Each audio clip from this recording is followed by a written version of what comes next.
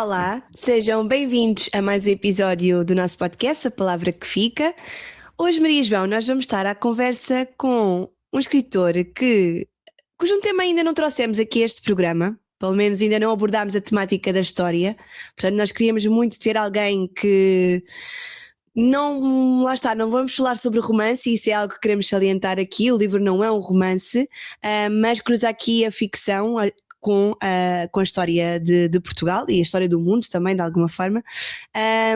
E na nossa seleção aqui inicial de livros, em que nós deixamos sempre as nossas sugestões e partilhas, queríamos muito trazer não só livros relacionados com a história, seja a história de Portugal, seja a história universal, mas também romances históricos, que é um género literário ao qual eu já não volto há muito tempo, e depois da pesquisa para este episódio fiquei com imensa vontade de regressar. Não sei se acontece contigo isto também, Maria João. Acontece, e eu acho que este livro ainda por cima é muito original, porque não é uma ficção histórica e não é um livro de informação histórico. É ali uma mistura dos dois que não é muito comum. Salvaguardar que, para quem me conhece, há um autor de história, de ficção histórica, portanto, aquilo que vulgarmente se chama o romance histórico, que eu gosto muito, que eu não trouxe. Mas não trouxe porque nós vamos ter notícias deles depois, mais para a frente. Sim. E já estou a fazer um ligeiro spoiler. Mas pronto. Queres que eu comece? Podes começar, claro que sim. Pronto. Eu trouxe, essencialmente, livros de autores nacionais. Só trouxe um de uma autora internacional, que é alguém que eu gostaria muito de ver aqui no podcast, que é a Madeleine Martin. Este livro chama-se Sociedade Secreta dos Livros. É um livro que sai fora do seu âmbito, do âmbito dos outros livros dela. Os outros livros dela, pelo menos os que estão traduzidos, passam-se todos na Segunda Guerra Mundial. Este livro passa-se na época vitoriana e é um livro que se senta em mulheres que, obviamente, estavam reféns dos seus casamentos e do seu estatuto, ou da falta do seu estatuto, e também provavelmente vamos falar sobre isso com o nosso convidado, da falta do seu estatuto, da falta de liberdade que tinham naquela época. Associada a isso, a proibição de ler, porque ler criava ideias que, enfim, a sociedade vitoriana não era apologista nem as defendia. E, portanto, ela junta aqui dois universos que eu gosto muito, que é o papel da mulher através da história e os livros. A única coisa complicada é que ela acaba por nos dar um conjunto de referências literárias que só fez aumentar a minha lista de livros que eu quero ler. Enfim, e deixou-me muito feliz também por alguns eu já ter lido. Houve aqui um misto de emoções, mas pronto. Eu gostei muito deste livro da Madeleine Martin e realmente, e tem esta capa espetacular. É lindo. E um dia destes a gente convida a Madeleine para vir conversar connosco. Depois trouxe só autores nacionais. Trouxe um nome que eu acho que toda a gente se lembra quando se fala de ficção histórica, que é Isabel Stilwell. Este é o seu último livro. Esta edição está linda de morrer. E Estefânia é um nome que nós conhecemos do hospital, mas que sabemos muito pouco. Ainda por cima, porque Estefânia foi rainha muito pouco tempo. E, enfim, sabe-se aquelas histórias de alcova que será que o casamento foi consumado, será que não foi? E eu acho que a Isabel Stilwell veio aqui provar que mais importante do que isso é a relação que ela tinha com o marido e que não era, se calhar, muito usual para reis da altura. E, portanto, eu gostei muito deste livro porque me fez descobrir uma rainha que é muito falada, mas que sabe-se muito pouco sobre ela, ou pelo menos eu sabia muito pouco sobre ela, e a Isabel fez-me essa descoberta. Eu já tinha sentido o mesmo com outro livro da Isabel, sobre a Condessa de Borgonha, acho que é de Borgonha, que é a filha do Dom João I, porque o Dom João I fala-se muito dos rapazes, não é? O Dom Duarte, que foi o rei que lhe sucedeu, o infante Dom Henrique por causa dos descobrimentos, o infante Dom Fernando por causa de ser o infante santo, mas não se fala da filha, acho que se chamava Dona Isabel, e a Isabel Stilwell tem um livro sobre ela e mostra bem que também ela foi uma grande mulher naquela altura e foi muito importante na ligação que teve com o marido. Depois trouxe outra mulher. Não, para cá se trouxe um homem. Ia dizer, só trouxe mulheres, mas não, trouxe um homem. A Isabel Machado, que também é uma grande escritora de ficção histórica, e trouxe a Luísa de Gusmão, que é também o seu último livro, e temos aqui a rainha espanhola que lutou pela independência de Portugal. Luísa de Gusmão foi uma rainha muito importante porque acabou por... Nós tínhamos sempre muito medo das rainhas que vinham de Espanha, de que elas tentassem de alguma forma fazer com que o condado que Portugal se juntasse à Espanha, e Luísa de Gusmão teve o raciocínio contrário, que foi: se eu vou para Portugal, vou ser rainha de Portugal e, portanto, vou defender Portugal. E isso é muito interessante de se analisar. Uma autora que eu não li ainda mas que eu já li outros, que é a Maria Antonieta Costa. É uma autora não muito conhecida. Este é sobre o Dom João III e as suas mulheres. Eu este ainda não li outros da Maria Antonieta, ela não se chama Antónia, chama-se Antonieta. Li O Segredo de Dom Afonso III e li A Herança de Dom Dinis. Dom Dinis é um rei que eu gosto muito e, portanto, fiquei entusiasmada. Este foi um livro que eu ainda não li, mas que vou ler proximamente, porque, segundo o que vem na capa, são os relatos do poder da corte contado pelas mulheres. E lá está mais uma vez aqui as mulheres a terem essa importância e a serem, se quiseres, personagens que embora na época pudessem parecer secundárias, acabam também por ter um papel fundamental na decisão. Na história, claro. Pronto. E aqui também temos factos históricos e memórias ficcionadas. Da Ana Cristina Silva, ainda ela não se chamava Ana Cristina Silva, chamava-se só Cristina Silva, de uma editora que já não existe, que é a Gótica, e que publicou livros fantásticos nos anos 70, 80. Eu trouxe Mariana Todas as Cartas, que é exatamente sobre Mariana Alcoforada, uma das nossas... dos nossos mitos, se quiseres, ou das nossas histórias de amor mais bonito.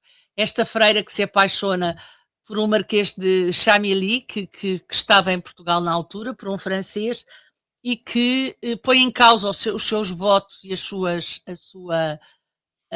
suas convicções religiosas por amor. E as cartas portuguesas são tão importantes que depois deram origem às novas cartas portuguesas e todo aquele processo que todos nós conhecemos.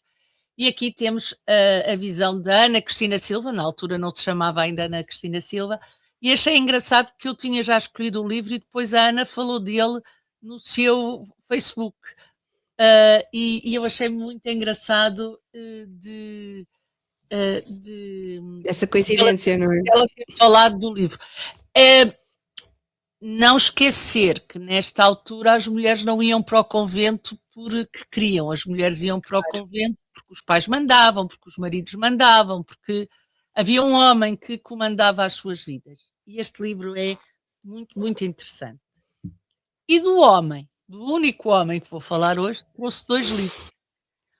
Porque é um autor português que nós temos e que eu acho que é pouco conhecido e que tem que ser mais conhecido, porque ele tem os 2 tipos de livros. Ele é historiador de formação e ele tem os 2 tipos de livros. Tem os romances históricos e tem os livros sobre a história. E o romance histórico que eu trouxe foi o Rinoceronte do Rei. É uma história... Adoro a capa. Hã? Adoro a capa. que se passa no século XVI e que espantou toda a Europa, este rinoceronte que andou a passear pela Europa, e portanto é baseado em factos reais, mas não deixa de ser um romance histórico. Portanto, aqui ele quis representar o Portugal quinhentista, século XVI, e a mentalidade daquela altura em que o rinoceronte era assim uma coisa quase como se fosse um monstro do Uhum. lago, o monstro Do do Loch lago Ness. Loch Ness, e era muito interessante perceber a mentalidade das pessoas daquela época. E trouxe um livro de história que eu acho que se calhar era bom algumas pessoas hoje em dia lerem, que se chama Lisboa Nazi. Ele tem esta série de livros que falam de Lisboa, Lisboa Nazi, Lisboa muçulmana, Lisboa judaica. Acho que não me esqueci de nenhum. O Sérgio Luís de Carvalho, acho que ainda não tinha dito o nome dele, dá-nos aqui não um romance histórico, mas um livro sobre história e sobre a história de Portugal. E é muito interessante esta Lisboa Nazi, porque nós temos muita mania que o país teve, passou pela Segunda Guerra Mundial inócuo, que não tomámos partido de ninguém, que, enfim, havia ali para o Estoril alguns espiões enfiados num hotel, e o Sérgio Luís de Carvalho veio-nos mostrar que não era só isso, que havia muito mais e que em Lisboa havia que muita conversa sobre os nazis e não só, também aqueles que defendiam a liberdade, digamos assim, que era necessária durante esta época. O subtítulo é A Cidade Secreta dos Portugueses que Lutaram pelo Terceiro Reich, porque houve muitos portugueses que eram pró-nazis, e ele fala-nos disto neste livro, especificamente neste livro, que tem depois, para além da contextualização histórica, tem imagens que eu acho que são importantes, com figuras. Portanto, há aqui mesmo uma forma de escrever diferente. Tem pedaços de jornais, a revista A Esfera, que foi uma revista que existia na altura. Enfim, ele dá-nos toda essa ilustração de documentação, digamos assim. Temos aqui a revista da Legião e da Mocidade Portuguesa.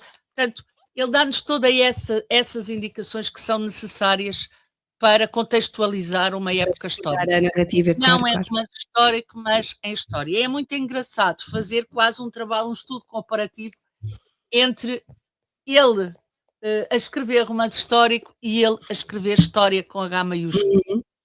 E pronto, foi o que eu trouxe, e mesmo assim já me alonguei bastante. Ai, não, foram ótimas escolhas, Maria João, adorei, gostei mesmo muito. E fizeste uma boa ponte com aquilo que referia no início, não é? Que mesmo na conversa com o nosso autor deste episódio, vamos fazer aqui também este paralelismo entre a ficção e a história propriamente dita, os factos, aquilo que aconteceu realmente e que foi importante e marcante para que acontecimentos e movimentos acontecessem. Exatamente. E antes de mais eu vou pedir desculpa aos nossos ouvintes porque eu não estou com a minha voz no seu melhor, mas vou fazer aqui uma tentativa, já aconteceu, eu sei, mas vou fazer aqui uma tentativa de falar sem que faça nenhuma interrupção para tossir, mas olha, se acontecer é natural. Olha, eu agarrei aqui um bocadinho também nas tuas sugestões na nossa língua. Portanto, também quis trazer autores nacionais e, mais uma vez, à semelhança do episódio anterior em que falávamos com o Francisco Lampreia, eu trouxe a Rosa Lobato de Faria, 2 livros dela, A Trança de Inês e a Estrela de Gonçalo Enes, que foi o primeiro livro que eu li da Rosa Lobato de Faria, e ambos eu poderia de alguma forma enquadrá-los em romance histórico. No caso A Trança de Inês, para mim é uma das interpretações mais bonitas e originais que eu já li e ouvi da história do mito de Pedro e Inês, e inclusive este livro tem uma adaptação cinematográfica com, salvo erro, o Diogo Amaral, a fazer de Pedro, a Joana de Verona também, a Inês de Castro, e a Vera Coladziga é outra personagem que também entra neste livro. E aqui a autora utiliza uma narrativa tríptica, uma narrativa tripla, diria até melhor, porque cruzam-se 3 épocas distintas. Nós temos o passado histórico, passado precisamente na altura de Pedro e Inês, século XV, não, século XIV, salvo erro, o presente da escrita, e depois temos um futuro que é completamente distópico. E é através deste jogo temporal que a Rosa Lobato Faria faz que nós vamos percebendo, ou é-nos quase sugerido, que o amor trágico de Pedro e Inês, passado em Coimbra, não foi apenas um evento histórico, mas tem também aquela força cósmica que eu dizia no episódio anterior e muito mística que a Rosa Lobato Faria traz para as suas narrativas. E esta repetição cíclica sempre através do tempo, nas esquinas do tempo, que é outro livro também da Rosa, é muito bonita a forma como a história de Pedro e Inês é aqui descrita. Depois, no caso, A Estrela de Gonçalo Enes, que foi o livro que me fez querer descobrir mais sobre a obra da Rosa, centramos-nos nos descobrimentos. Aqui recuamos até ao século XV e vamos conhecer a história de Gonçalo Enes, um cavaleiro que parte nas caravelas rumo ao desconhecido, e pronto, é uma narrativa mais centrada nos descobrimentos. Há aqui mais uma vez o misticismo, a mistura, um choque de culturas, e também um bocadinho um vislumbre daquilo que era o Portugal expansionista, o Portugal que se quis expor além fronteiras, e também o fascínio de alguma forma pelo exótico. Portanto, diria até que é um livro muito centrado nos descobrimentos e nessa parte da história que foi tão emblemática e significativa para nós. E também continuando Deixa-me só dizer que o João Aguiar tem também um livro sobre Inês de Castro, Inês de Portugal, acho que se chama Inês de Portugal, que é muito bom. E que também põe em causa o mito. Ele diz que a história de amor de Pedro e Inês foi criada por Camões nos Lusíadas, mas que havia ali um interesse político por trás que não tinha a ver com o interesse, com a paixão. Percebo, ok, faz sentido de alguma forma. E agora fiquei curiosa com esse livro, porque eu gosto bastante da história de Pedro e Inês, portanto queria mesmo descobrir essa obra. Obrigada pela sugestão, Maria João. E continuando aqui nos autores portugueses, eu trouxe também este livro que eu já levei, salvo erro, a um dos teus sprints de leitura, que é o Portugal Lendário, o Tesouro da Tradição Popular, do José Vial Moutinho. É um livro totalmente diferente, portanto não é uma narrativa corrida, e é um livro que faz um levantamento muito bonito da nossa tradição oral, da memória coletiva portuguesa. Eu gosto muito do folclore nacional, e é mesmo uma coletânea, uma recolha exaustiva de mitos, de crenças, de narrativas que vão povoando o nosso imaginário, o imaginário das aldeias, das vilas e cidades de Portugal, e é muito bonito ver como esta fronteira entre aquilo que é o folclore e a história, os factos realmente ditos, puros e duros, como é que eles se entrelaçam e como é que de alguma forma isto acaba por criar aquilo que é a verdadeira identidade de um povo, e o folclore fascina-me imenso, e espero que se perpetua ao longo do tempo, que não... Eu sei que algumas histórias ainda vivem porque temos gerações mais antigas ainda a caminhar neste plano terrestre, mas espero mesmo que o folclore viva durante muito tempo, seja através das histórias das tradições populares, da dança, do canto, dos instrumentos musicais. Nós temos o adufe, os tambores, que são instrumentos tão portugueses e que ainda vivem de uma forma tão intensa em regiões de Portugal. Espero bem que isto se mantenha durante muito tempo. E aqui, agora, deixando os portugueses de lado, eu trouxe também Maria João, são estes 3 livros, 2 deles com o vento sempre presente na minha vida, mas trouxe esta edição comemorativa da Sombra do Vento, que é um dos livros, sim, que é um dos livros da minha vida. Eu aconselho toda a gente a ler a tetralogia do Carlos Ruiz Zafón, e A Sombra do Vento é o livro que eu mais recomendo aos meus amigos, no meu clube de leitura, em conversas que vou tendo. Esta edição é mesmo muito bela, olha, um bocadinho como a edição que tens da Isabel Sewell. Também aqui a Planeta deu este encanto maior a este livro, e Para quem não sabe ou para quem não conhece a história, o livro é passado em Barcelona, numa Barcelona pós-guerra civil, e eu vejo sempre este livro como uma declaração muito bonita à literatura e à memória. E nós acompanhamos a história do Daniel Sempere, que é o protagonista deste livro, e que é levado pelo pai ao cemitério dos livros esquecidos, um lugar muito emblemático para estas narrativas.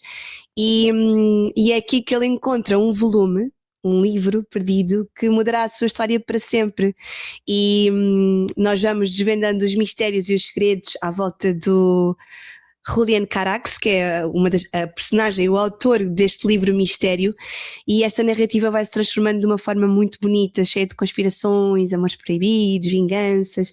Eu considero-o até mais do que um romance histórico, tem lives de romance gótico também, de alguma forma, e eu gosto muito disso porque vemos uma Barcelona pós-guerra civil muito sombria também, muito mística, e é um retrato mesmo muito atmosférico de Barcelona, ainda com as feridas e com os pesos todos da ditadura, e eu aconselho mesmo muito a tetralogia. Foi alguém que morreu muito novo, cedo demais.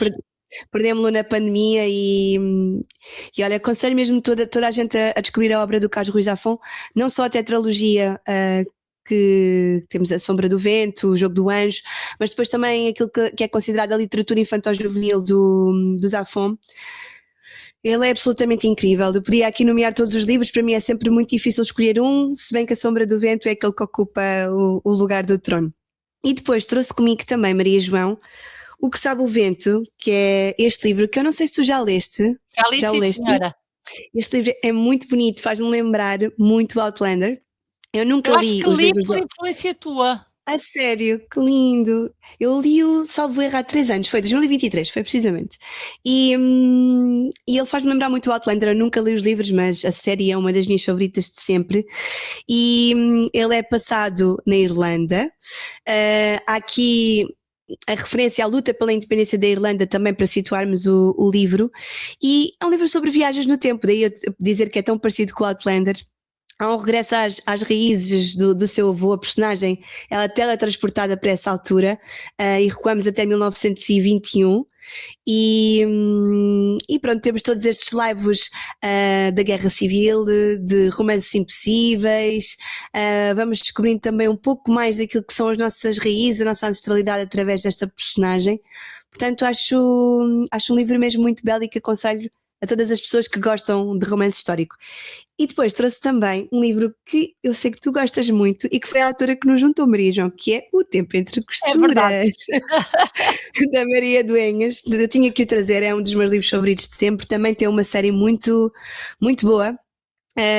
Que, salvo erro, a produção é ibérica. Eu acho que a produção é, se não estou em erro, espanhola e portuguesa, porque há uma boa parte da história que também se passa em Lisboa, e aqui nós temos um romance, para mim um romance épico completamente. Temos Madrid pré-guerra civil, sim, passamos por muitas zonas, Marrocos, Espanha, Portugal, acompanhamos a transformação incrível desta personagem da Cira Quiroga, uma modista que entre todos os seus tecidos, as linhas que vai cozendo, acaba aqui por se enredar de alguma forma numa rede de espionagem, e não posso dizer muito mais porque isso acaba por ser o grande motor da história, esta história que se vai tecendo nestas linhas e que ganha uma dimensão muito grande e que transforma completamente a vida desta personagem. Portanto, e eu aconselho a quem gostar desse para ler depois o Cira.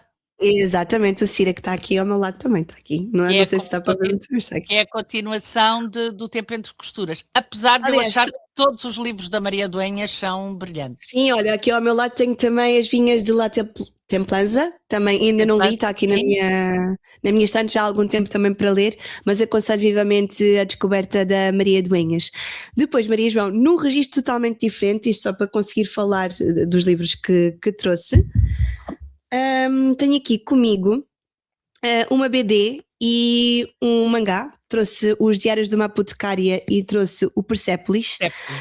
Os Diários de uma Apotecária, da Apothecary Diaries em inglês, tem também uma adaptação a anime que está no Crunchyroll, e para mim é um dos animes mais completos, mais complexos também que já vi, porque a história passa-se na China Imperial, ainda que todo o anime seja em japonês, mas a história é passada na China Imperial.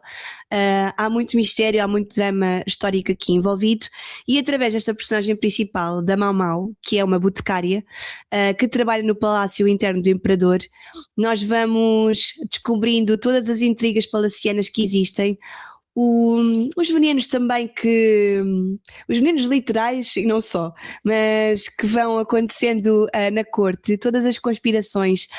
Portanto, a história tem tanto de policial como de científica, porque nós vamos também descobrindo muitas informações sobre plantas e sobre venenos, e é muito interessante porque descobri recentemente que os diários de uma apotecária já está a ser dado em faculdades, para quem está a estudar farmácia, por exemplo, porque é uma história mesmo muito completa, sobre esta questão da botânica e daquilo que estava a dizer há pouco, do facto da Mamau ser uma boticária. E é muito bonito, eu gosto muito, é uma personagem muito astuta, muito observadora, e é muito completa e muito complexa, uma personagem mesmo daquelas que eu gosto, no feminino. E mais uma vez também com uma protagonista feminina, o Persepolis, que é um livro autobiográfico. Esta novela gráfica é muito, muito, muito poderosa. Tem também uma adaptação, uma adaptação animada, e este aqui passa-se durante a Revolução Iraniana, e através dos olhos desta criança, que se torna depois também uma mulher, nós vamos descobrindo um país que está em transformação radical, e essa terapia, a autora, ela humaniza muito a história, muito a história política, e mostra-nos também como existem tantas contradições às vezes entre aquilo que é a nossa vida privada e depois a repressão pública que existe. E ela tem muitos laivos de humor, é um humor muito inteligente, e uma honestidade também ao mesmo tempo muito desarmante, por isso eu aconselho mesmo muito a leitura desta novela gráfica. E agora, num registro que eu costumo trazer, Maria João, porque não poderia deixar de ser, são os livros infantis, eu trouxe estes dois, trouxe a Capitão Rosalie e trouxe o Fumo. E a Capitão Rosalie, que este livro é situado durante a Primeira Guerra Mundial, e nós acompanhamos esta menina de 5 anos que vive a sua missão secreta, eu poderia dizer uma missão secreta, enquanto o pai está à frente na batalha. E apesar de serem 2 livros infantis, eu não os considero, lá está mais uma vez, livros infantis, porque as histórias são muito complexas, são histórias densas. Aqui no caso da Capitão Rosalie há uma inocência que se perde de alguma forma através da descoberta da verdade, e eu sou apologista que não devemos esconder às crianças aquilo que é a realidade das coisas. Podemos de alguma forma dar-lhe uma pinceladela um pouco mais mágica, mas não escudar a criança ao ponto de não saber o que é dor, o que é perda, o que é o luto. Eu acho que todos os sentimentos são válidos, obviamente também dependendo da forma como os apresentamos à criança, mas sou muito apologista que esse escudo às vezes de proteção pode nem sempre ser o ideal para depois a criança saber lidar com os seus próprios sentimentos, com a gestão emocional. Portanto, acho um livro mesmo muito poderoso também nesse sentido, de mostrar aquilo que é verdade, e as ilustrações são mesmo muito bonitas, apesar de toda a atmosfera cinzenta, há aqui muita cor e muita esperança depois envolvida na época mesmo em que a história se passa. E depois no caso do Fumo, que vos mostrava há pouco, que é este livro, aqui já a questão do Holocausto, que é abordado, apesar de uma forma muito crua, também muito poética, e mais uma vez temos a perspectiva também de uma criança num campo de concentração, e foca-se aqui muito naquilo que se perde, daquilo que desaparece quando desaparece a humanidade, como este fumo também é uma metáfora para a perda de memória. Mas que é uma época da história que, apesar de já ter sido muito falada em muitos livros, em muitos filmes, nunca é demais relembrá-la e salientar a importância que teve também nos movimentos sociais políticos, para a nossa humanidade, para a construção da nossa história. E estas foram as minhas sugestões, Maria João. Pois, por isso que eu escolhi o Lisboa Nazi, do Sérgio Luís de Carvalho. Terminámos as duas exatamente com a mesma temática. Fantástico! Verdade. E agora, bom, Sim, vamos continuar para a conversa com o nosso convidado, que vem muito no seguimento de tudo aquilo que falámos aqui, e eu estou muito curiosa também para ouvir algumas das suas respostas às nossas questões. E desmistificar aqui também um pouco mais da nossa história e aproximá-la, sobretudo, que eu acho que é isso que o nosso convidado faz, não só com este seu lançamento, mas também na sua conta de Instagram, tornar a história cada vez mais próxima de nós. Aliás, sentirmos prazer em estudar história. No meu caso nunca foi muito preciso, porque sempre foi uma das minhas disciplinas favoritas e acredito que no teu caso também não. Também. Mas é bom termos esta proximidade e percebermos, olha, recuando aqui um bocadinho ao primeiro livro que mencionei, o da Rosa Lobato Faria, que a história é cíclica, que há muitas coisas que se repetem, e se nós também estivermos com os olhos atentos para perceber também os padrões, é muito importante. E nós estamos num ano numerologicamente fazer os mesmos erros. Exatamente, e nós estamos num ano numerologicamente muito importante, porque nós estamos num ano chinês muito importante. O último que houve de Cavalo de Fogo foi em 1966 e, se não estou em erro, foi o ano das grandes revoluções na China. Portanto, é um ano que pede aqui muitas transformações, e acho que esta conversa com o nosso convidado veio mesmo a calhar para perceber, lá está, que a história é cíclica, que as coisas se repetem e que temos que aprender também com aquilo que já foi feito e fazer diferente. Nem mais. Maria João, e que é o nosso convidado deste programa? Olha, é alguém que anda aí pelas redes, que eu vejo pelas redes. É um apaixonado pelas humanidades e divide a sua vida entre o ensino, a tradução e a escrita. É licenciada em Línguas, Literaturas e Culturas, variante de estudos clássicos, e mestre em ensino do português e do latim, e tem dedicado a sua carreira a tornar o mundo antigo acessível e vibrante para as novas gerações, e eu diria para todas as gerações, tendo em conta o livro que ele acabou de editar. Conhecido no mundo digital como mentor do projeto Professor de Clássicos, e acho que a partir de agora toda a gente já sabe de quem estamos a falar, utiliza as redes sociais para desmistificar a história de Roma e a língua latina, provando que os clássicos estão mais vivos do que nunca. Como tradutor, trabalha diretamente com as fontes que molduram o pensamento ocidental, experiência que transpôs para a sua estreia literária, este romance, que tem esta capa fabulosa, chamado Lusitânia. Esta obra, que é de 2025, cruza o rigor da investigação histórica com a sensibilidade narrativa, transportando o leitor para o cotidiano de uma família na Lisboa romana e reafirmando o seu papel como uma das vozes mais dinâmicas na divulgação do património clássico em Portugal. Bem-vindo, André Simões. Obrigado. Muito bem-vindo, Sr. Professor de Clássicas. Somos dois professores aqui hoje. Sim? Verdade. Um de Clássicas, outra de Português, mas Muito pronto, bem. não Também deixamos... já fui. Exato, calculei que sim. André, mas a primeira pergunta que nós temos é: de onde é que vem esta paixão pela história e pelos clássicos e pelas línguas clássicas? Isto é uma coisa que vem desde miúdo. Desde miúdo que a minha casa sempre teve muitos livros, porque sou filho de uma professora também, e portanto era daquelas casas tradicionais de professor, não é? Portanto, cheio de livros por todo lado. E por acaso a minha mãe tinha lá uma daquelas edições, aquelas versões da Odisseia para miúdos do João de Barros, e eu lembro de ser muito miúdo e pegar naquilo, estava numa despensa, enfiado dentro de uma despensa, como eu costumava fazer sempre, e pôr-me a ler aquilo assim de enfiada e com entusiasmo, e aquilo, quer dizer, aquela história do Ciclope, sobretudo do Ciclope, foi uma coisa de que eu nunca me esqueci.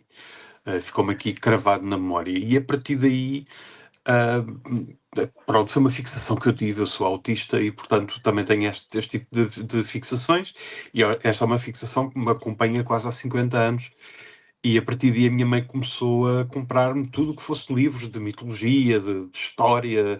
Tenho ainda hoje tenho aí a desfazerem só os bocados, porque tem 50 anos, né? Livros de história da arqueologia, de como é que o Tutankhamon foi descoberto, essas coisas.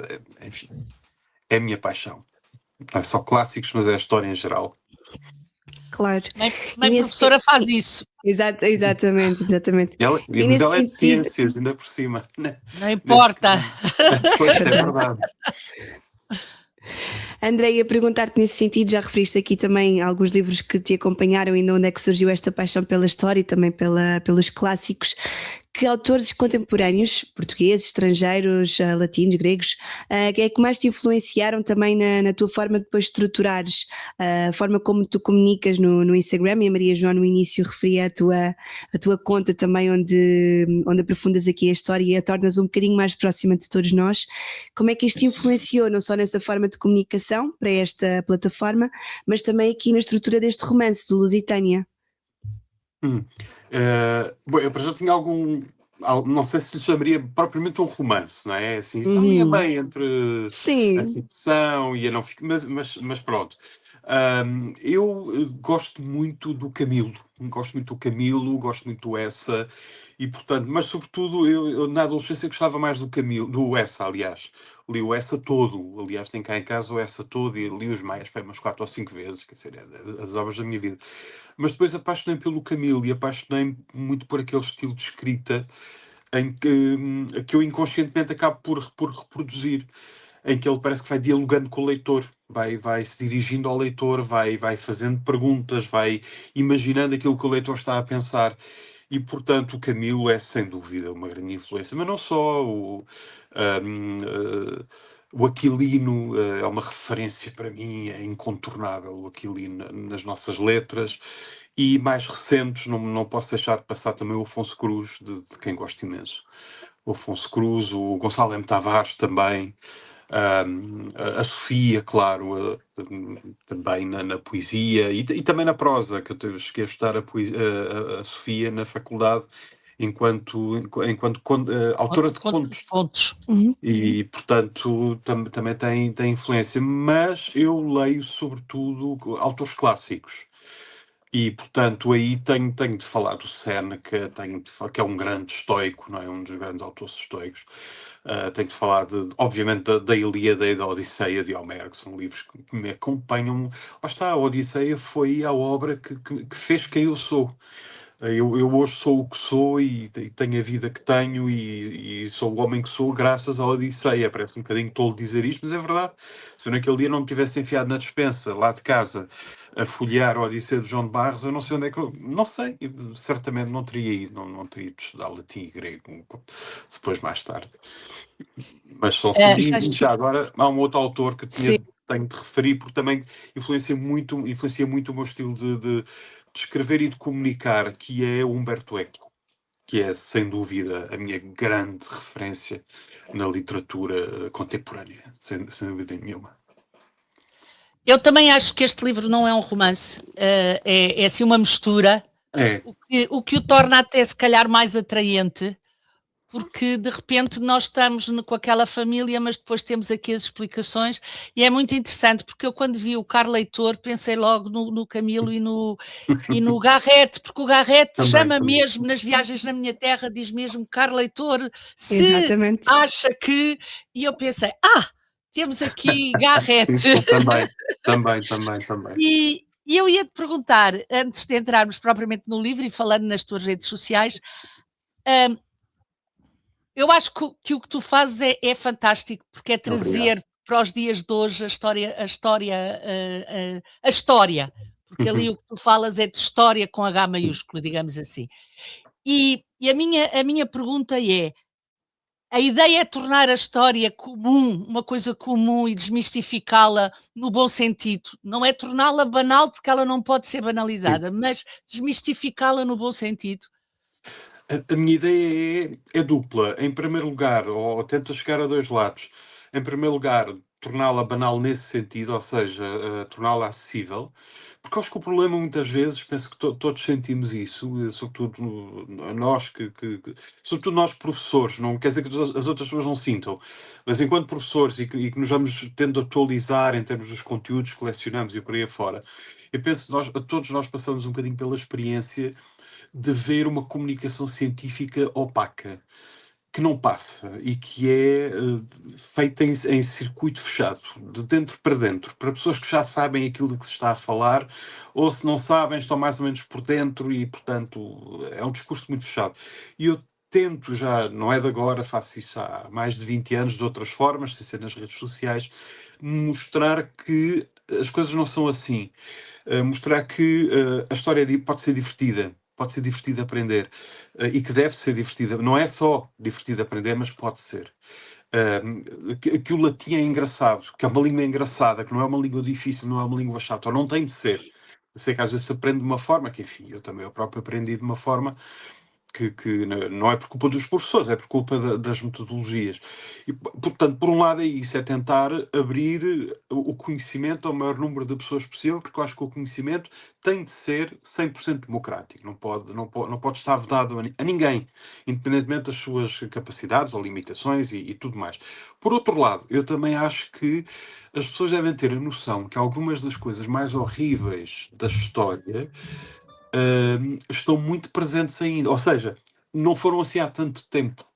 Eu, quando nas minhas aulas falo da vida cotidiana e falo de alguma, e, aliás, eu tento fazer isso também no livro, falo de algumas das coisas que têm que ver, por exemplo, com os direitos das mulheres, que é algo que nós damos por adquirido, mais ou menos, não é? Pelo menos aqui neste nosso cantinho minoritário que é o Ocidente Europeu. Damos as coisas mais ou menos por adquiridas. E eu gosto sempre de recordar às pessoas, quando falo isto das minhas aulas, por exemplo, as minhas alunas, sobretudo as alunas, ficam sempre muito espantadas e muito indignadas quando eu lhes explico que uma mãe romana não tinha, pelo menos em teoria, não tinha uma palavra a dizer no que diz respeito à sobrevivência ou não do seu filho.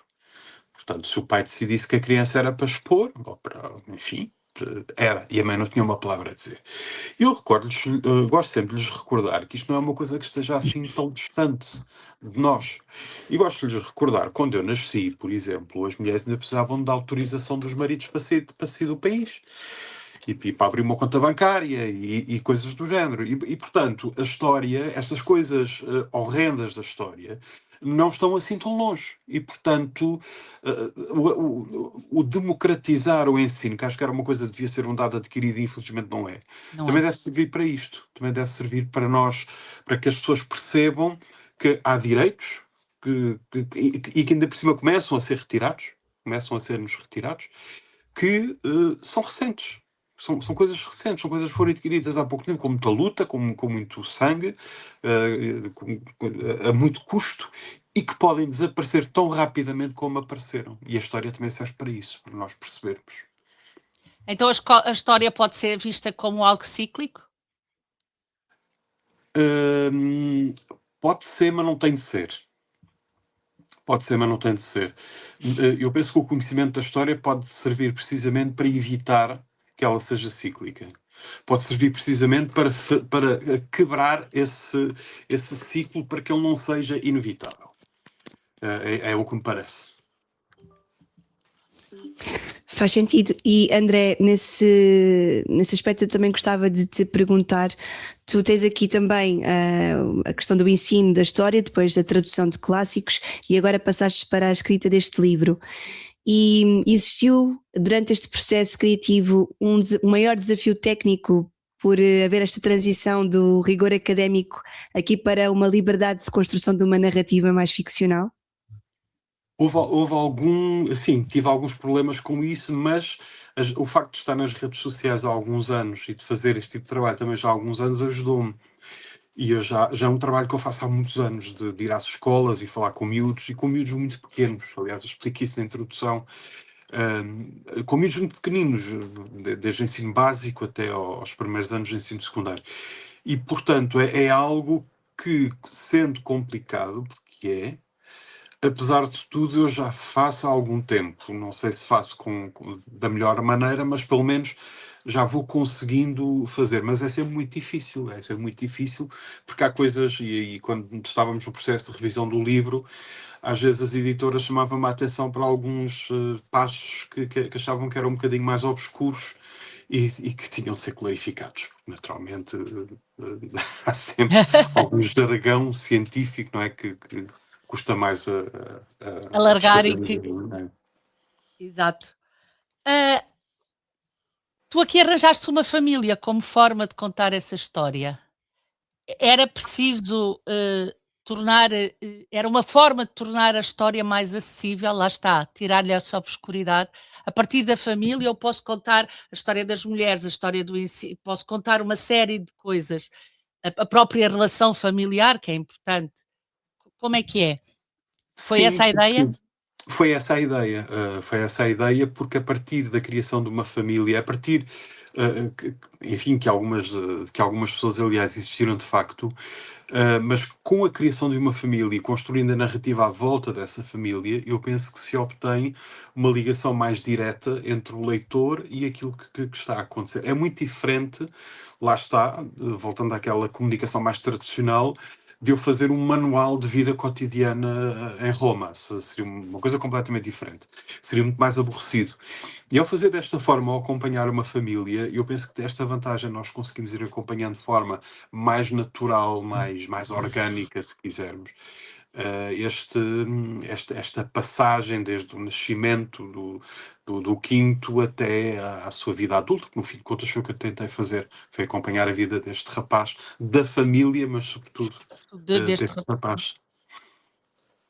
E quando é que esta ideia começou a ser maturada? Quando é que tu pensaste que gostavas que esta narrativa fosse num determinado sentido? Isto foi muito engraçado porque foi a editora que veio ter comigo.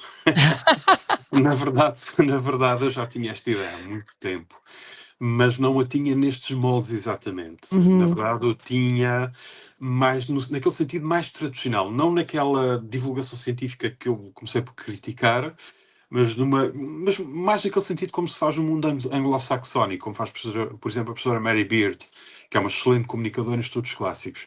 E tinha pensado uma coisa mais neste sentido, fazer uma divulgação de estudos clássicos, e nem de propósito a Planeta contactou-me, imagino que por causa do sucesso nas redes sociais, e perguntou-me se eu tinha algum projeto em mente da minha autoria, portanto, alguma coisa que quisesse escrever, e eu aproveitei logo, agarrei com as duas mãos à oportunidade e disse que gostava de fazer isto assim, assim, assado. E foram elas, inclusivamente, as editoras, que me sugeriram a fazer esta narrativa à volta de pessoas que tivesse efetivamente existido.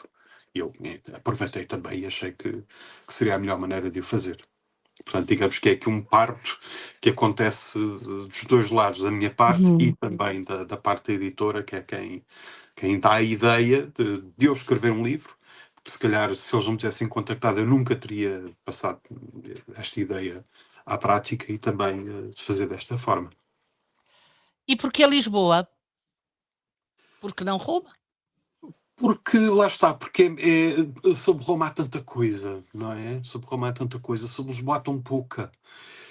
E isto é uma coisa, ou pelo menos eu pensei-o como uma coisa mais virada para nós, para o mercado nacional, porque acho que muitas vezes nós pensamos demasiado lá para fora, não é? Temos um bocadinho a mania, não é? As coisas em inglês, as coisas tudo lá para fora, e esquecemos um bocadinho de nós mesmos. E há tanta coisa sobre Roma, há tanta coisa sobre até, só aqui na Península Ibérica, sobre Mérida. Ou quando se fala aqui em Portugal de vestígios romanos, toda a gente diz logo Conímbria. Toda a gente pensa logo, inclusivamente, em sei lá, em umas ruínas que ao pé de Faro, que também são agora está-me a escapar o nome, mas também são bastante conhecidas. E quase ninguém pensa em Lisboa. E pensamos que Lisboa como uma cidade pombalina, quando na verdade Lisboa tem muitos vestígios romanos, não tem tantos como eu gostaria, porque é uma cidade que lá está, tem sido reconstruída e destruída e voltada a construir ao longo dos séculos, mas quem é que, por exemplo, se passarmos na rua e perguntarmos, quem é que saberia dizer que Lisboa tem um teatro romano, por exemplo, que se pode visitar? Pouca gente saberia e portanto pareceu-me, e as editoras concordaram que seria de facto a melhor maneira de abordar este projeto. E no fim de contas, a forma como eu imaginei esta família, que repito, existiu em parte, talvez não tenha existido a todo ao mesmo tempo, mas existiu de facto, todas aquelas pessoas existiram, ou quase todas. E eu, ao considerar aquela família, ou interpretá-la como descendente de romanos, portanto, vindos da Península Itálica há 2 gerações, também permitiu resolver outro problema, porque Lisboa é verdade que é uma cidade romana, mas também, ou Lisipo, neste caso, uma cidade romana, mas tem muita população indígena. Como é que essa população indígena viveria? Provavelmente não viveria à maneira romana, 100%. E, portanto, no fim de contas, foi isso que eu tentei fazer. Nessa perspectiva das personagens do Alicipo romano, Se as pudesses transportar para 2026, o que é que seria mais difícil para eles superarem? A tecnologia ou a forma como gerimos os afetos hoje em dia? Eu acho que seria sobretudo a tecnologia, porque a forma como gerimos os afetos não é assim tão diferente. Bom, estranhariam não termos escravos para nos fazer os trabalhos, não é? Portanto, isso estranhariam sem dúvida muito. Mas quanto ao resto, eu acho que, sobretudo, a estranheza seria com a tecnologia. Não seria tanto com a organização da cidade, porque essa não mudou assim tanto, mas espantar-se-iam com os carros, certamente, espantar-se-iam com o barulho, mas não tanto com as relações interpessoais e não tanto, imagino eu, e não tanto com os afetos. André, a ideia aqui também é para percebermos se por onde devemos ir é preciso conhecer o passado, é mesmo preciso ir fazer esta regressão até ao passado para perceber o que é real e o que é que faz sentido. Eu acho que não é preciso, mas ajuda. Não é obrigatório, mas ajuda. É muito bom. É muito bom perceber que nós não estamos a fazer nada de novo, na maior parte dos casos. Não estamos a fazer nada de novo em termos culturais, em termos de comportamentos, em termos de produção literária, por exemplo, e, portanto, eu penso que ajuda. Penso que ajuda quando vemos determinadas ações que nós fazemos, algumas superstições que nós temos, por exemplo, e que são superstições que os romanos já tinham e que já faziam. Ou estarmos a ver um filme, isso às vezes é um bocadinho aborrecido, tenho de confessar, estarmos a ver um filme e percebermos que aquela linha narrativa já está a ser contada há 2000 anos. E, portanto, as coisas estão a ser contadas, a mesma história de várias maneiras, mas no fim de contas é a mesma linha narrativa.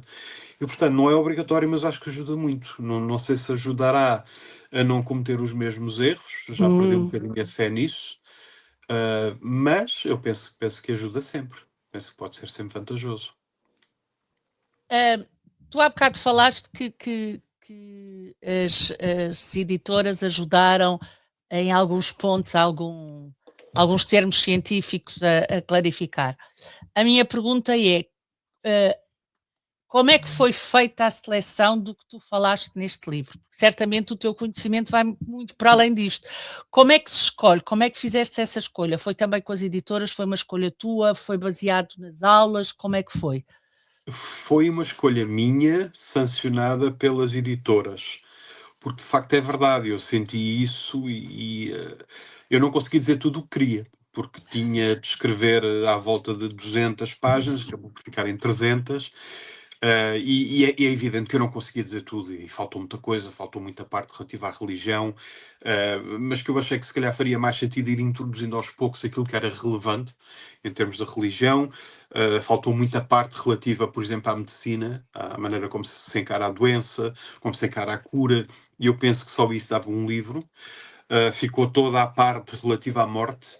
A única coisa de que eu falei foram os rituais de culto dos mortos, mas não propriamente um funeral. Como é que se faz um funeral? Como é que se prepara um corpo? Todas essas coisas.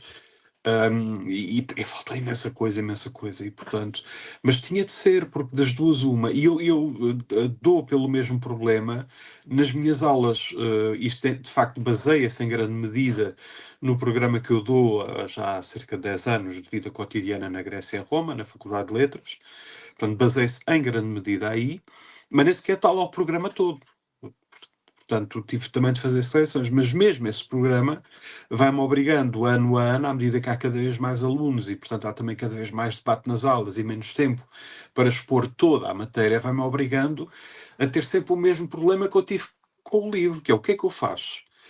Acelero e digo menos coisas, ou digo menos coisas sobre cada assunto, mas consigo abranger mais matéria, ou então, que é o que eu prefiro fazer sempre, dedico mais tempo a menos assuntos e, portanto, é isso que eu tenho feito, tanto nas aulas como neste livro. Acho que preferi passar umas 20 ou 30 páginas a falar, por exemplo, sobre a educação, do que, penso que é à volta disso, do que passar só 10 para ter tempo de falar sobre os rituais da morte, porque me parece que falar sobre a educação é muito mais importante do que falar dos rituais da morte. Ficará para outra ocasião. E depois, Sim, esperamos. E depois disto que tu disseste, que acabou por ficar de fora, e eu sei que isto é uma pergunta muito difícil de se fazer a alguém, mas se tivesses de definir o teu livro, nós temos uma sinopse aqui atrás, como é óbvio, já falámos aqui um bocadinho da história, mas se tivesses de definir o teu livro numa só palavra ou numa frase, só para não ser tão rígido, e que fosse aquela frase que vendesse logo o teu livro imediatamente e que fizesse qualquer pessoa querer agarrá-lo logo na prateleira, levar para casa e começar a lê-lo, como é que o definirias? Sei que é difícil. Ui, é muito difícil. Viver há 2000 anos como vivemos hoje, não sei. Não sei, acho que não, também acho que não daria.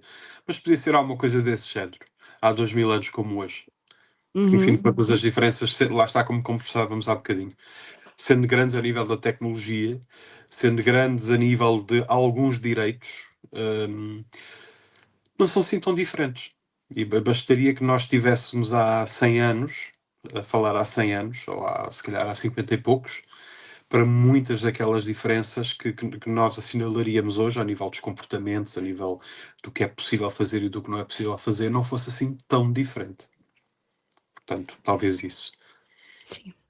E é muito importante falar dessas diferenças, porque há bocado estavas a falar das miúdas ficarem muito, das mulheres não terem direito em Roma, e depois falar que as mulheres tinham, como eu costumo brincar e dizer aos meus alunos mais novos, tinham que pedir autorização ao marido, mesmo que vivessem em Elvas, para ir comprar caramelos à Espanha, a Badajoz.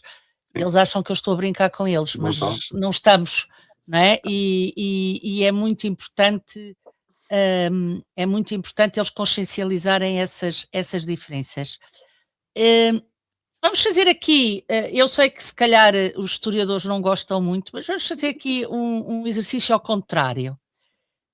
Imagina que alguém alguém daqui a uns anos, um arqueólogo, entra num servidor onde está guardada a conta de Instagram do senhor professor de clássicos. Que tipo de mito achas que ele construiria sobre este professor de clássicas? Bom, acharia que ele não é bom da cabeça. Seria logo por aí. Que dizia, enfim, que não produz um conteúdo coerente, porque isso é verdade, eu tenho essa consciência, é propositado. O que é que diria mais? Diria sobretudo, acho eu, mas eu gostaria que isso percebesse que é uma pessoa completamente apaixonada por aquilo que faz, pelos estudos clássicos, mas também pela vida de professora, porque eu acho que as pessoas às vezes não se dão conta, ou infelizmente, penso eu, que não há tantas pessoas que tenham a sorte que eu tenho, não sei se é o teu caso também, de fazerem aquilo para que nasceram. Exatamente. É o meu caso, felizmente. Felizmente, é fazer aquilo para que nasceram. E eu digo sempre que tenho a sorte de fazer aquilo que eu quero, aquilo para que eu nasci, e ainda ser pago para isso. E, portanto, eu acho que tudo isso se perceberia, espero eu, e que tenho um carinho muito grande pelos meus alunos, apesar das maldades que aparentemente lhes faço nos vídeos, não é? Mas não, tento ser o mais compreensivo possível e sobretudo tento que ninguém deixe de fazer uma disciplina só porque se sentiu indisposto, porque num dia em que havia um teste ou uma coisa desse género. É isso que eu tento, e espero que fosse isso que transparecesse das minhas contas nas redes sociais. E transpareceria, porque a paixão nota-se. E eu também, eu percebo, porque eu também adoro ser professora, e apesar destes anos todos continuo a achar que estou no lugar certo, no sítio certo. Não é na história, é na literatura, mas se eu puser um miúdo a ler num ano letivo, eu já acho que fiz muito. E Joana, não deixes dois professores a falar só sobre... Não, claro que não. E por falar em professores, ia perguntar precisamente ao André se já tiveste alguma reação dos teus alunos ao teu livro. Tive bastante. Bom, já tive bastantes, mais no sentido até de virem pedir para autografar o livro. Mais nesse sentido. Mas nas aulas propriamente, não. É mais no sentido de virem muitas vezes o fim da aula pedirem para dar um autógrafo ao livro. Mais isso. Agora, certamente que usam também como material de estudo. Espero eu. Também foi nisso que eu pensei, porque não há muita bibliografia sobre este assunto. E pelo menos em português não há, em outras línguas haverá, em português não há nada, aliás, não há rigorosamente nada. E também foi um dos objetivos que eu tentei que fosse alcançado com esta publicação. Claro. Olha, eu percebo-os, porque eu fiz um doutoramento com o professor Nuno Júdice e nunca lhe pedi um autógrafo, não tive coragem. Portanto, eu percebo-os. Nessa perspectiva, achas que, e falando que não há nada sobre este assunto em português, achas que este livro também te abriu a ti um caminho para um outro livro ou mesmo para uma escrita mais criativa? O tal romance que este livro não é na sua plenitude? Eu gostava de fazer um seguimento do livro e já o tenho mais ou menos na cabeça. Agora tem de haver vontade por parte de alguma editora ou desta ou de outra, mas também ainda não estou aqui a falar, se calhar nem é muito correto, porque ainda nem sequer falei disso com a editora, mas obviamente, aliás, o livro termina e nesse sentido, não é? Na possibilidade, abrindo desde logo a possibilidade de uma continuação. Eu, de facto, gostava, porque há coisas, lá está, como conversávamos há pouco, não falei tudo, não falei mesmo tudo, e ainda por cima, tendo uma personagem que vai para Roma, era muito bom ir a Roma, ir falar também de coisas típicas de Roma, da cidade, ver monumentos de Roma, ir ao Coliseu, por exemplo, ir ver alguns templos em Roma e depois eventualmente regressar ao Licipo e aí tratar daqueles temas que não ficaram tratados neste primeiro livro, como os rituais da morte, alguns outros festivais religiosos, a medicina e por aí fora. Eu que sou das literaturas insisto, um romance não? Eu gostava, não sei se seria capaz, porque eu sou muito desorganizado e, portanto, não sei se seria capaz de ter a disciplina de escrever um romance. Não sei, talvez. Quem sabe? Não sei. Pronto, Acho que já estou velho para isso. Ficamos à espera, Ficamos à espera de novos projetos, sem dúvida. Ainda retomando aqui o Lusitânia, André, a Maria João falava há pouco desta capa quando te introduzia nesta conversa e queria perguntar-te se tu tiveste algum envolvimento também na escolha da imagem de capa, nada. Nada, a capa é linda. Mas é belíssima, é belíssima. É. A única escolha que eu tive foi se queria o vaso em preto ou em branco.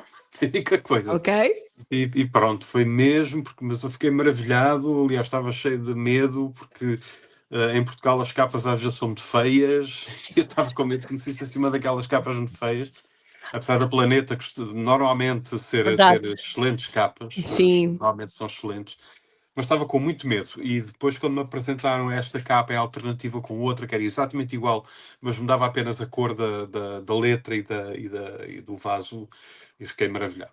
Disse, ok, não, é que está tudo perfeito, até a cor das letras. Sim.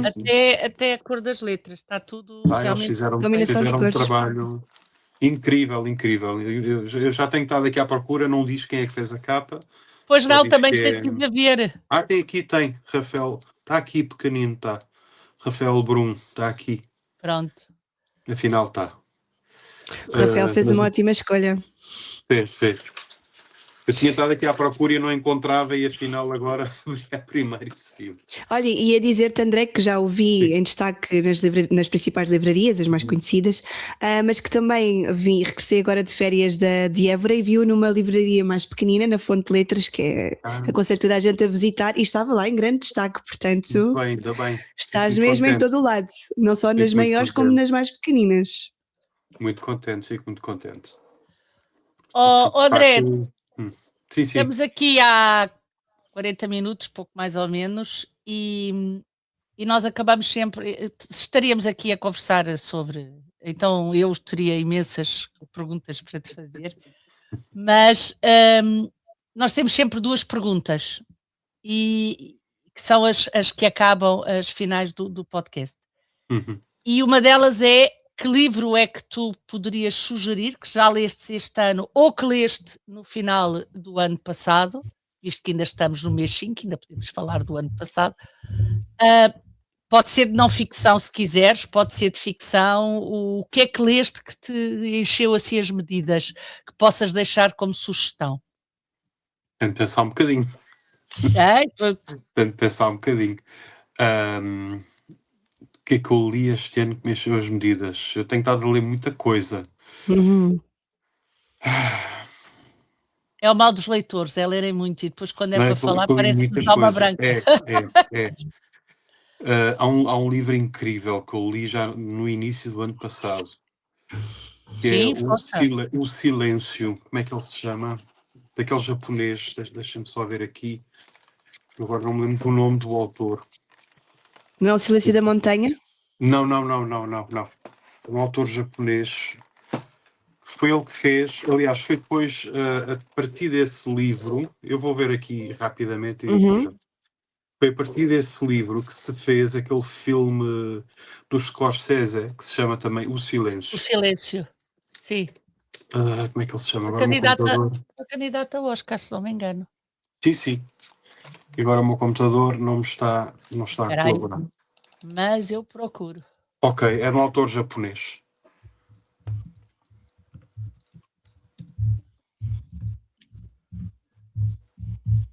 Ou então, há outro que eu também não me consigo lembrar o nome, que li mais recentemente, eu acho que preferia esse. E é? Que é o Sudumita. O Sudumita. Que é um de um autor Shinat brasileiro. An. Como? É este? Não. Não, não sei se estou a dizer bem, acredito que não, mas é Shusaku Endo, acho que é assim o nome. Exatamente. Não sei se estou a dizer bem, mas pronto, este é o nome do autor. Shusaku Endo, exatamente. E o que tu disseste que até preferias era? É o Sudumita. Mas como eu não estou a conseguir abrir o meu computador... Não te preocupes, que eu pesquiso aqui também. É de um autor brasileiro e está na tinta da China. Acho que preferia esse. Que é... Alexandre Vidal Porto? Exatamente. Acho que é esse, sim. Confirmem, por favor. Uma capa verde. É. Que é um livro incrível. Conta uma história real. Portanto, é uma reconstituição histórica de um indivíduo português no século XVII, perseguido pela Inquisição e que tem de fugir para o Brasil. Portanto, aliás, é degradado para o Brasil por práticas sodomitas, portanto, por acusações de homossexualidade, e foge para o Brasil e depois tudo o que anda à volta, porque depois ele recai nas mesmas práticas já no Brasil e pronto, não quero ser spoiler para quem quiser ler o livro, mas é um livro de facto incrível.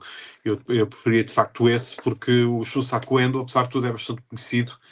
Este do Sodomita não é tão conhecido e de facto foi um livro que me deixou, de todos os livros que eu li neste agora de repente estou-me a vir todos.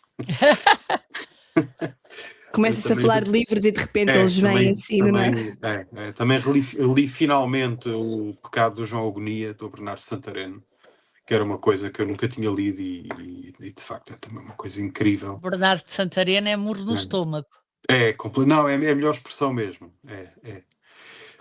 Mas pronto, acho que prefiro ficar com o Sodomita. Olha, eu que adoro literatura que vem do Brasil, tinha-me passado ao lado, mas amanhã já vai já vai para as compras. Acho que está na tinta da China.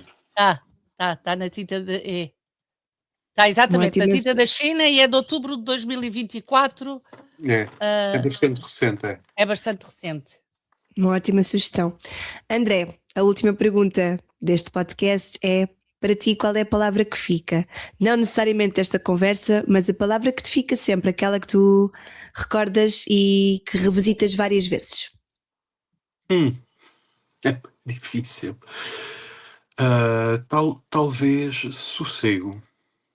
Sossego é a coisa que eu mais procuro na vida. Sossego. A paz. Mas eu prefiro sossego do que paz. É essa. São diferentes. São diferentes, lá está. E portanto é o sossego, é a tranquilidade. É sobretudo isso que eu procuro na vida. E é isso que os livros me trazem. É isso. A tranquilidade, o sossego. Mais do que a paz. Porque, de facto, sim, a paz é diferente. É diferente. O João Agonia não me trouxe paz nenhuma. Mas trouxe-me sossego, algum sossego, sim, é isso. Gostei. Também Gostei mais gosto do que muito. se fosse paz. Não, e é André, bonito.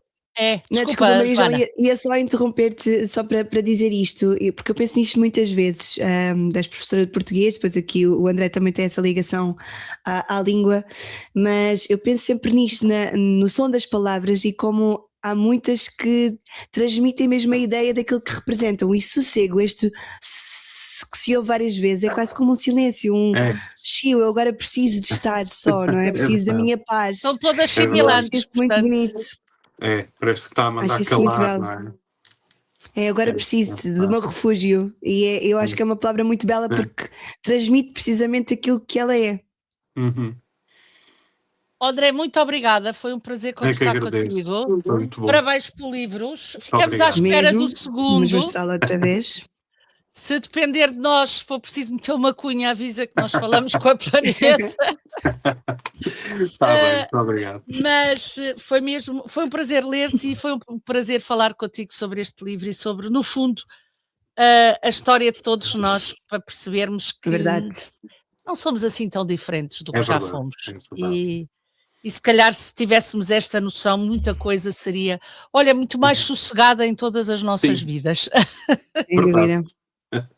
Obrigada, André. Boa noite. Obrigada Muito mais uma vez, obrigada. André. Obrigada. Adeus e boa noite. Obrigada. Boa noite. Boa noite, André. Então, Ok. o André saiu, mas, Joaninha, próximo episódio.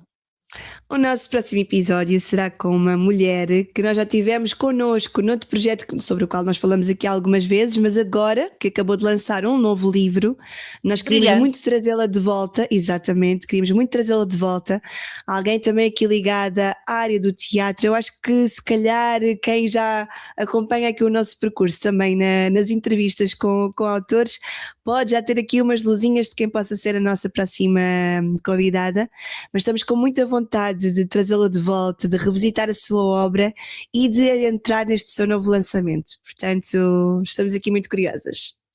É uma repetente que temos a certeza que não se vai repetir. Ai, uma bela frase, sem dúvida. Eu acho isso que mesmo. É por aí. É por aí. É uma repetente que não se repete. E é uma mulher que eu tenho muita honra em conhecer. Sim, assim. que se nós e se nós tivéssemos mais espaço, eu acho que isto acontece com quase todos os nossos autores, ou todos os nossos autores, na realidade é que se tivéssemos um podcast de 20 minutos ou um podcast de 4 horas, nós continuaríamos a conversar com eles pela noite dentro, sem dúvida, porque são sempre muito inspiradores, a verdade é essa, e a nossa próxima convidada é certamente uma dessas pessoas também. E esse episódio vai ser também o episódio em que vamos divulgar uma novidade sobre o nosso próprio podcast, mas ficamos só É assim. verdade, sim senhora. Deixamos só o cheirinho, é verdade. Então, Maria boa João, noite. olha, vou só relembrar aqui os nossos ouvintes que nós temos episódios novos, pelo menos por enquanto, quinzenalmente às quartas-feiras, saem no Spotify e no YouTube, e no Spotify também já em vídeo, que podem sempre enviar-nos sugestões de novos autores, de livros, porque nós nos nossos inícios de conversa fazemos também algumas recomendações literárias.